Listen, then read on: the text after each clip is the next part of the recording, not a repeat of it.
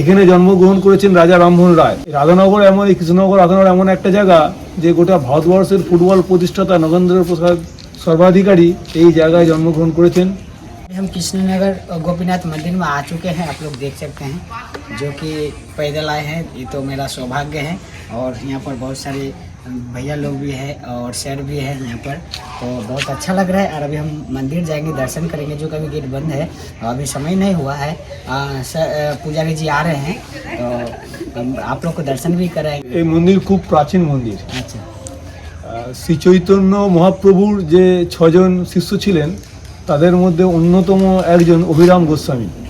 তা সেই অভিরাম গোস্বামী এই মন্দির প্রতিষ্ঠা করেছেন এবং এই মন্দিরে যে দেবতা আছেন তিনি বৈষ্ণব, মানে বৈষ্ণব দীক্ষিত ঠাকুর এটা।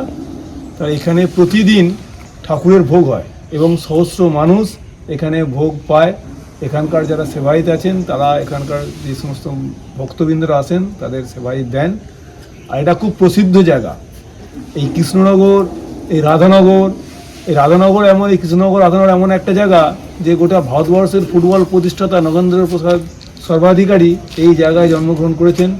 এখানে জন্মগ্রহণ করেছেন রাজা রামমোহন রায়, ভারতবর্ষের যিনি পথিকৃৎ, যিনি গোটা ভারতবর্ষকে প্রাচ্য থেকে নিয়ে এসে পাশ্চাত্যের আলো দেখিয়েছিলেন।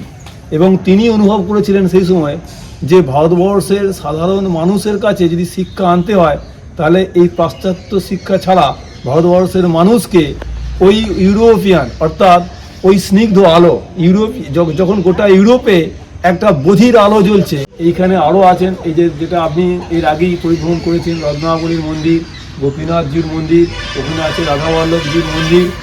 এইখানে একটা শিক্ষা, সংস্কৃতি, ধর্ম, এই মানুষের একটা সমস্ত কিছুর সমন্বয়ে এই এলাকা।